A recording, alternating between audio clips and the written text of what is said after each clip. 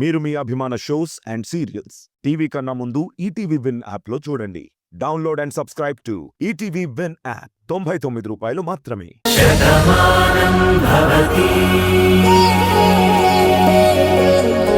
కార్తీక్, ఏమైందన్నా? భాను అమ్మా,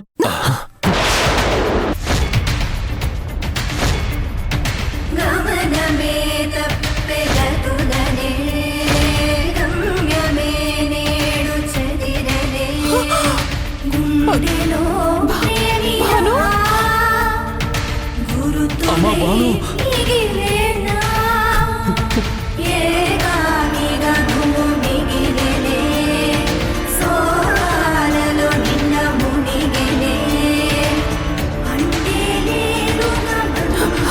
అన్నయ్య, భాను, బంగారు,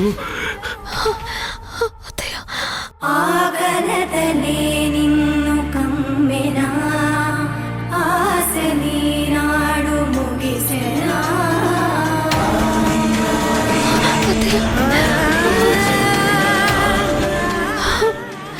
నాన్న,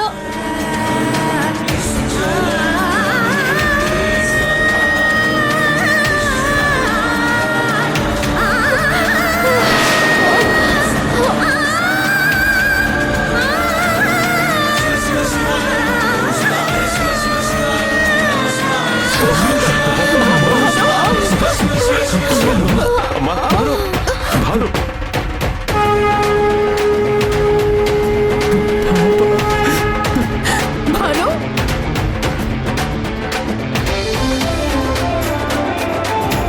బంగారు,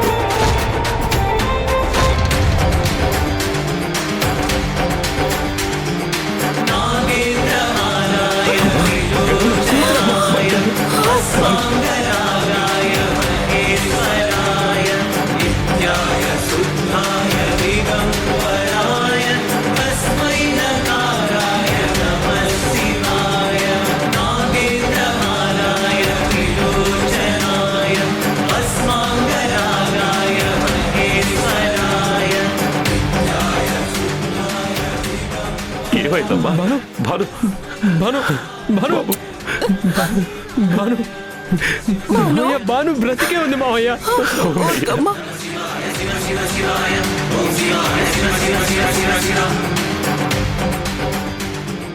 భాను లేచి నన్ను చూడు భాను, నీకోసం ఇన్ని రోజుల నుంచి వెతుకుతున్నాను భాను. నువ్వు లేవని, నాకు దూరం అయిపోయావని అందరూ చెప్పినా నా మనసు మాత్రం నమ్మలేదు భాను.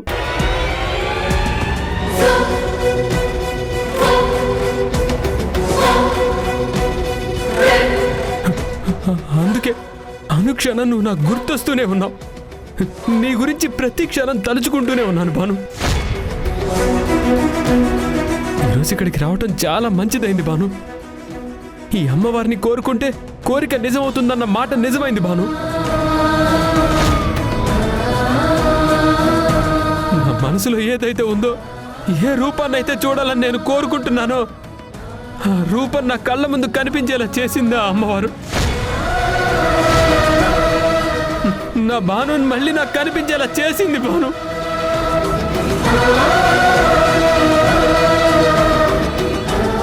నిజంగా ఈ అమ్మవారు చాలా గొప్ప అమ్మవారు. లే భాను, ప్లీజ్ నువ్వు లే భాను, నన్ను చూడు భాను.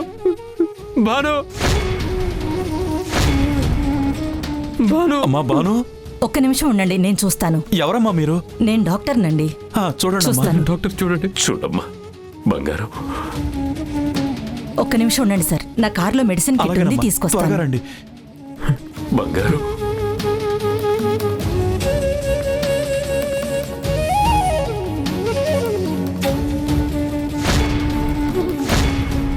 భాను లేమ్మా. రండమ్మా, చూడండమ్మా.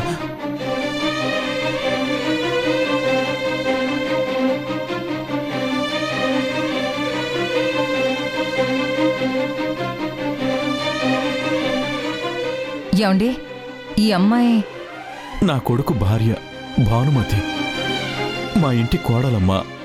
నా కొడుకు భార్యమ్మ.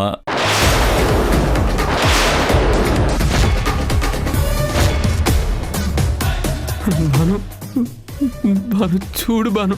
ఇన్నాళ్ళు ఆ అమ్మాయి మా ఇంట్లోనే ఉందండి. మీ రుణం ఎలా తీర్చుకోవాలో తెలియట్లేదమ్మా నాకు. నా కూతురు లేదు, తను మట్టిలో కలిసిపోయిందని, తన చివరి చూపు కూడా నాకు దక్కలేదని ఇన్ని రోజులు నాలో నేనే ఎంతో ఎంతో మదనపడ్డానమ్మా.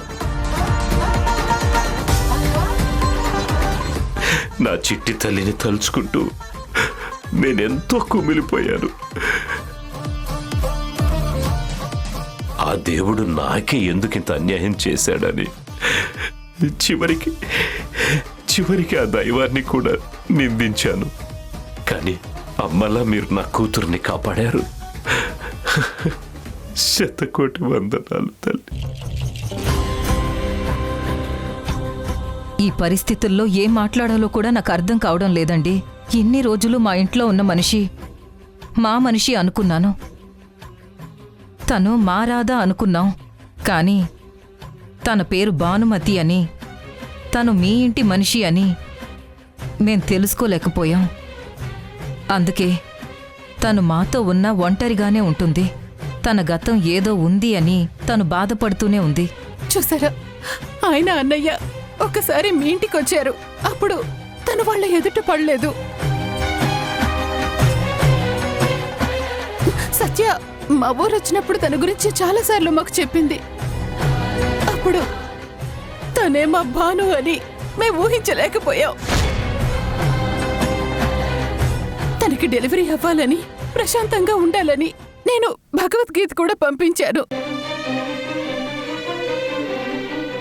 ఇదంతా నేను నా కోడలి గురించి చేస్తున్నానని నేను తెలుసుకోలేకపోయాను.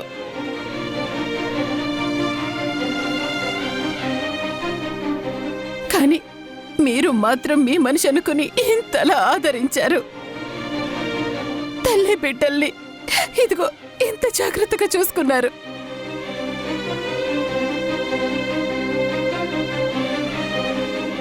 నిజంగా ఎన్ని జన్మలెత్తినా సరే మీ రుణాన్ని మాత్రం మేము తీర్చుకోలేవండి.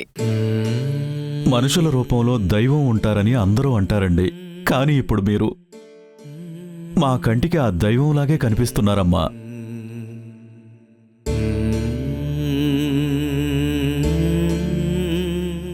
నిజంగా మా భాను చనిపోయిందన్నమాట తెలిసినప్పుడు మేమంతా ఎంత బాధపడ్డామో మాకు తెలుసమ్మా. ఆ బాధ నుంచి మేం బయటపడడానికి ఎన్నో రోజులు పట్టింది. నా కొడుకు మానసికంగా కృంగిపోయాడని వాడికి ఇంకో పెళ్లి కూడా చేశాం. అయినా సరే వాడు అనుక్షణం భానునే తలుచుకుంటూ ఉండిపోయాడు. కాని తను బ్రతికే ఉందని, మీ దగ్గరే ఉందని ఇప్పుడే తెలిసిందమ్మా. ఆ అమ్మవారి సమక్షంలో ఇలా మా భాను మాకు ఎదురవడం నిజంగా ఆ తల్లి మహత్యం, ఆ తల్లి మహత్యం అమ్మా. బంగారం. భాను లే భాను, నాతో మాట్లాడు భాను.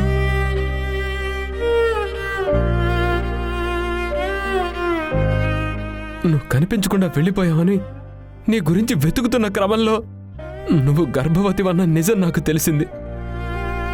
ఎలాగైనా నిన్ను చేరుకోవాలి, నిన్ను అపురూపంగా చూసుకోవాలని ఎన్నో ప్రయత్నాలు చేశాను. కానీ చివరికి నువ్వు మా అందరికీ దూరం అయిపోయావని మాకు తెలిసింది. అప్పుడు నాలో నేను ఎంతో నరకం అనుభవించాను. కానీ నువ్వు వీళ్ళింట్లో ఉన్నావని, మన బిడ్డకి జన్మనిచ్చావని ఇప్పుడే తెలిసింది. ఇన్ని రోజుల తర్వాత నా రక్తానికి ప్రతిరూపం నా చేతిలోకి వచ్చింది భాను. బంగారు లేవరా అమ్మా, నువ్వున్నావమ్మా. ఒకప్పుడు నువ్వు నా కూతురు విషయంలో ఎందుకింతగా ఇబ్బంది పెడుతున్నావు, తన జీవితంతో ఎందుకింతలా ఆటలాడుకుంటున్నావని నీ సన్నిధిలోనే నేను నిన్ను నిందించాను. కానీ ఆ రోజు నేను చేసింది చాలా పెద్ద తప్పని ఇప్పుడు ఒప్పుకుంటున్నాను. క్షమించమ్మా. నా కూతుర్ని నాకు చూపించావు తల్లి. నా బంగారు తల్లిని మళ్ళీ నా కళ్ళకి చూపించావు. నేను ఈ విషయంలో చేసిన తప్పుకి నన్ను క్షమించు తల్లి, నన్ను క్షమించమ్మా. మళ్ళీ ప్రాణాలతో కనిపించిన నా బిడ్డని కళ్ళు తెరిచి చూసేలా చెయ్యమ్మా, కళ్ళు తెరిచి చూసేలా చెయ్యి. అసలు వైజాగ్ నుంచి తిరిగి హైదరాబాద్ బయలుదేరిన మా భాను మీ దగ్గరికి ఎలా వచ్చిందండి? అదంతా ఒక విచిత్రంలా జరిగిందండి.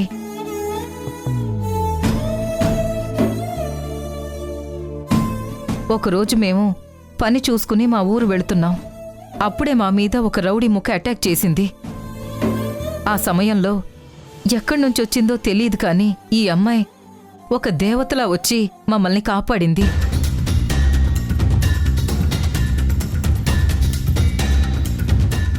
అలా జరుగుతున్న గొడవ క్రమంలో ఎవరో తన తల మీద బలంగా కొట్టారు. అప్పుడు వెంటనే తను అన్కాన్షియస్ అయి పడిపోయింది. మేము వెంటనే మా ఊరు తీసుకెళ్ళాము. మాకు తెలిసిన డాక్టర్కి చూపించి ట్రీట్మెంట్ చేయించాము. 4-5 రోజుల తర్వాత తను కళ్ళు తెరిచింది. కానీ తను కళ్ళు తెరిచి చూసేసరికి గతం మర్చిపోయిందని మాకు అర్థమైంది. మరి తను మీ రాధ అని మీరెలా అనుకున్నారు? దానికి కూడా ఒక కథ ఉందండి. నా కొడుకు ప్రేమించిన అమ్మాయి పేరు రాధ. ఆ అమ్మాయి చూడ్డానికి మీ కోడల్లాగే ఉంటుంది.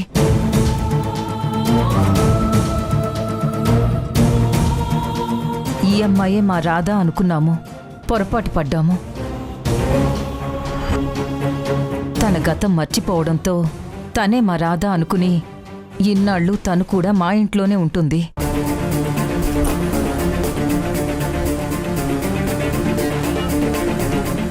తను గర్భవతిగా ఉండడమేంటి, తన గతంలో ఏదో జరిగింది అనుకున్నామే కానీ ఇక్కడికొచ్చాకే తెలిసింది తను మా రాధ కాదు, మీ కోడలు భానుమతి అని. ఈ అమ్మవారి గురించి ఒక మంచి మనిషి మాకు చెప్పినప్పుడు ఈ తల్లికి దండం పెట్టుకుంటే మా ఇంట్లో మంచి జరుగుతుంది అనుకున్నాం. కానీ ఇక్కడికొస్తే మా అందరికీ ప్రాణమైనటువంటి మా మనిషి మా కంటికి కనిపిస్తుందని మేము ఊహించలేకపోయాం.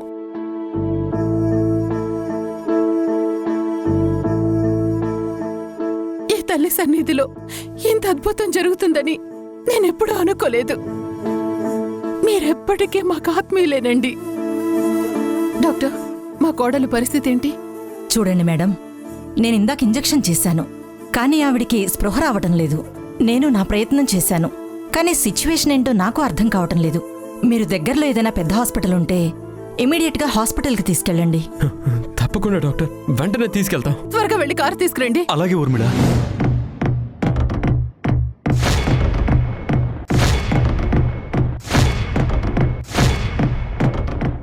చాలా థ్యాంక్స్ బాబు.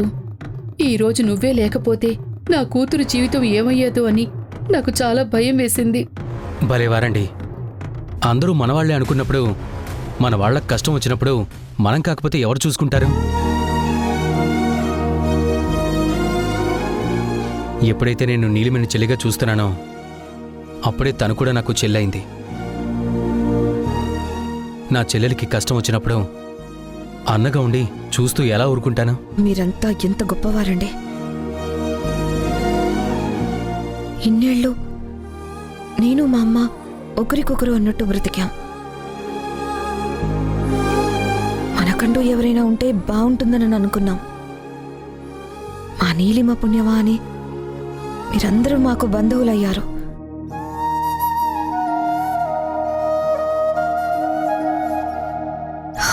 మా గురించి ఇంత బాధ్యత తీసుకుంటున్నారు. చూడండి, ఎప్పుడైతే మీరు మా ఇంటికి వచ్చారో అప్పుడే మీరు మా వాళ్ళు. ఇంకా మీరు థ్యాంక్స్ చెప్పి పరాయి వాళ్ళలా ఉండకూడదు. అందరం ఒకటిగానే ఉందాం, ఒకటిగానే బ్రతుకుదాం. అవునమ్మా, ఇక్కడ అందరం బావున్నాం. అలాగే నీలిమ కార్తీక్ కూడా ఒక్కటైపోతే అంతకన్నా కావాల్సింది ఇంకేముంది? వాళ్ళ జీవితం బావుంది అంటే అందరం ఆనందంగానే ఉంటాం. తప్పకుండా దగ్గరవుతారే. అసలే అంత మహిమగల క్షేత్రానికి వెళ్లారు కదా, అక్కడ ఆ తల్లి ఊరుకుంటుందా? కార్తీక్ ఏది సంతోషమో అదే ఆ తల్లి ఇచ్చి తీరుతుంది.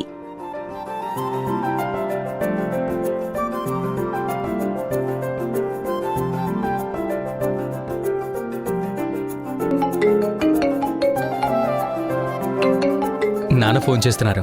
అక్కడ పూజ అయిపోయింది అనుకుంటాను. ఫోన్ స్పీకర్ ఆన్ చేయరా, పూజ ఎలా జరిగిందని మేము అడుగుతాం. అలాగే.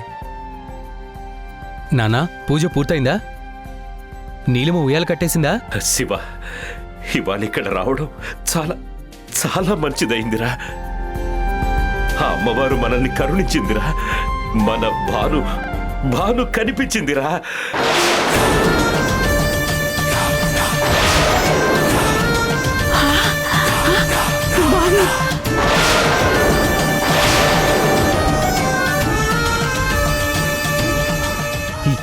ఏంటి నాన్న మీరనేది? మన మన భాను కనిపించిందా? అవును.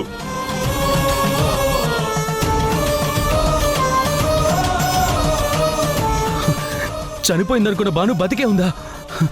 మీ కళ్ళ ముందుందా? అవునరా, అవును. ఇలా ఇవ్వరా. ఏంట్రా వాసు నువ్వు అనేది? మన బాను కనిపించిందా? అవునమ్మా, నా బంగారు తల్లి బతికే ఉంది. తనిప్పుడు ఒక బిడ్డకు తల్లి కూడా అయ్యింది. నన్ను తాతను చేసింది.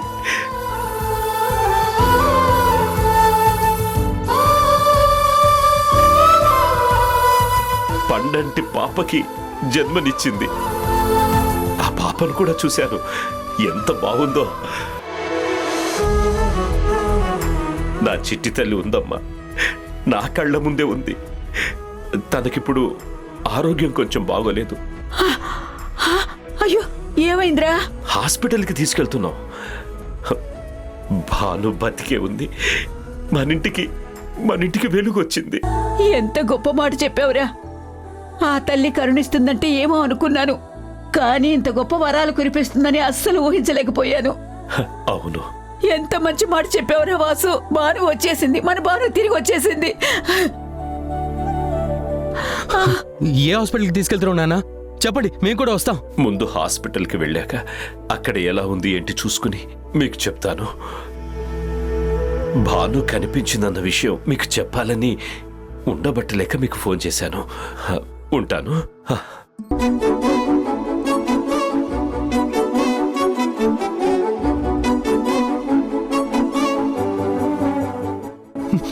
మామ, నా బాను, నా చెల్లెలు బతికే ఉంది. తను మళ్ళీ మన ఇంటికి తిరిగి వస్తుంది. బాను, దేవుడా, భగవంతుడా, నువ్వు ఉన్నావయ్యా.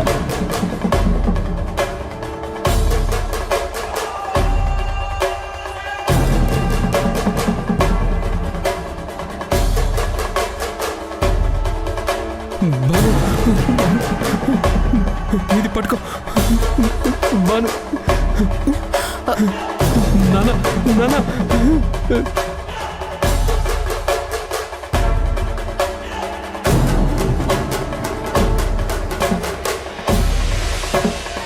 భానుని మేము తీసుకెళ్తున్నామండి. అలాగేనండి. భానుకి ఏం కాకుండా చూసుకుంటాం. హాస్పిటల్ నుంచి మళ్ళీ మీకు ఫోన్ చేస్తాం. ఊర్మిళ, మీరు వెళ్ళిరండి.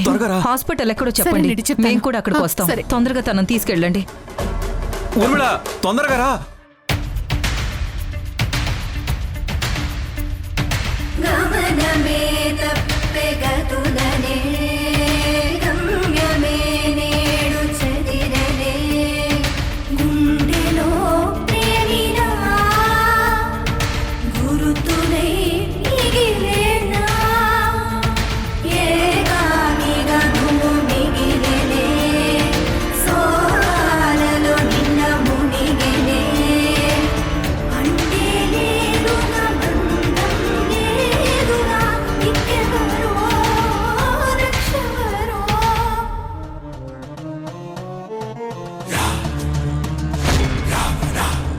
ఏంటి తల్లి నీ లీల? ఏంటమ్మా నువ్వు చేసింది? తను రాధ కాదు భాను అని తెలిసేలా చేశావు. తన వాళ్ళ దగ్గరికి తను చేరుకునేలా చేశావు. ఇన్ని రోజులు ఏ గతం అయితే గుర్తుకు రాలేదని బాధపడుతుందో ఆ గతం తనకి గుర్తొచ్చింది. తన భర్తని, తన కుటుంబాన్ని తను గుర్తుపట్టింది. ఇప్పుడు ఖచ్చితంగా వాళ్ళు తనని కాపాడుకుంటారు, తన జీవితం బావుంటుందని నాకు అర్థమైంది. కానీ నా కొడుకు పరిస్థితి ఏంటమ్మా? నా కిట్టయ్య చేసిన ద్రోహం ఏంటమ్మా? వాడు రాధని ఎంతగానో ప్రేమించాడు, రాధని ఎంతగానో ఆరాధించాడు, రాధ కోసం తను ఎంతగానో తప్పించాడు. కానీ తను కనిపించలేదు. కనిపించిన అమ్మాయి మా రాధ కాదు అని నువ్వు నిరూపించావు. ఈరోజు ఇక్కడికొస్తే తన జీవితంలో మార్పు వస్తుంది అనుకున్నాను. నిజంగానే వచ్చింది. కానీ నా మురారి పరిస్థితి ప్రశ్నగా మారిపోయింది. ఎందుకు తల్లి ఎంతలా పరీక్షిస్తున్నావు? ఎందుకు తల్లి కిట్టయ్యని ఇంతలా బాధ పెడుతున్నావు? అమ్మా, వద్దమ్మా, అమ్మవారిని ఏమీ అనొద్దు. ఆవిడ మంచి చేసింది. ఇక్కడికి బయలుదేరే ముందు నేను నీతో ఒక మాట చెప్పాను. తను రాధే అనుకుని నా రాధని ఎవరూ మాట అనకూడదని, తను ఎవరి దగ్గర మాట పడకూడదని నిర్ణయం తీసుకున్నాను. ఈ గుడి నుంచి మనం వెళ్ళగానే తన మెడలో తాళి కడతాను అన్నాను. అది ఎంత తప్పో ఆ రోజు నాకు తెలియకపోయినా ఈ అమ్మవారికి తెలుసు కదా. అందుకే ఆవిడ మనల్ని ఇక్కడికి రప్పించింది.